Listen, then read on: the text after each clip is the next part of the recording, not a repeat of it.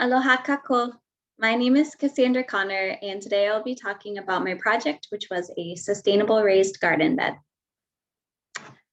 I wanted to focus on this project because Hawaii is currently relying on outside importation for nearly 85% of its food products. So I believe that it's important now than ever to obtain the knowledge on how to grow and sustain your own food source. For my project, I created a 3x5x2 cinder block raised bed, and I wanted to develop a system that was self-sustainable using compost from the green waste created from the bed and using banana and tea leaves from my yard as mulch that would incorporate organic matter back into the bed. I did run into some issues during this project, but I can get into that. So an overview of my project, weeks 1 through 2 was design and development of my bed concept, clearing, measuring, and staking off the land. Week 3 and 4, I purchased supplies for the bed, sowed seeds in flats, did the construction of the bed, leveled it off, and filled it. Week 5 and 6, I direct sowed my beets, chives, and asparagus into the bed, and then was monitoring the seedlings that I had sown in the flat. Week 7, I was monitoring the bed and ended up transplanting some of the seedlings over into the raised beds from the flats. Week 8 and 9 is where I ran into some of the issues. There was a lot of heavy rains in Laupuhoihoi and Hilo everywhere, right?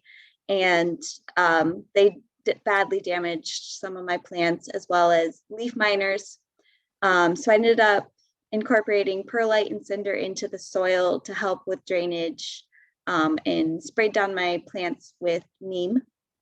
And then week 10, I had to do a resowing of my beets and chives as the rains had killed some of them off and washed away some of the seeds. And I also had to treat for mosquitoes in one of the cinder blocks. It was holding a lot of water. So I did that. So the first picture here, that's the location in my yard that I chose for my bed. It's in the back corner of my lot. The second one is my design concept. And then the third one is my current bed.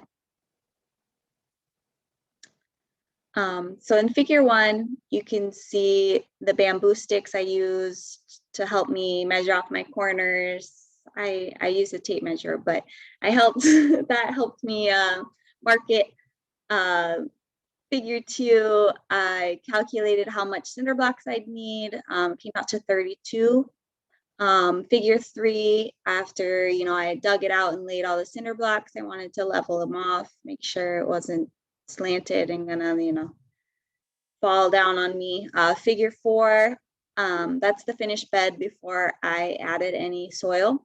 Figure 5, I had to calculate out how much soil to purchase. It ended up being 10 bags of this organic soil.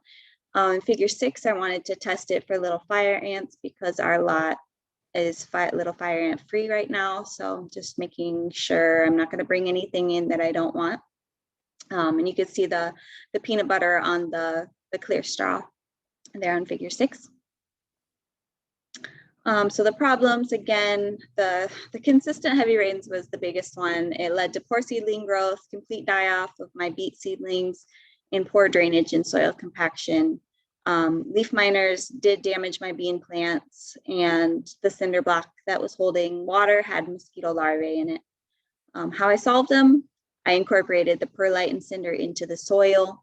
I sprayed my beans with neem oil to kill the pests. And then I treated the water with 1 tablespoon dish soap to kill larvae, and then dug away at the bottom so that it would start to drain properly.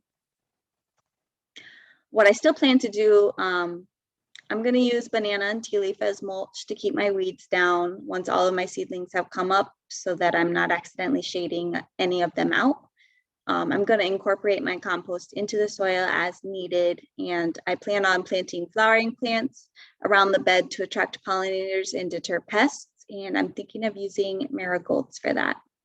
In these pictures, the first one is my beets after I resowed. They came up really nice. The second one is broccoli, and the third one is my bean plants. I used another papaya stick to help them vine upwards. in that one. Mahalo nui loa.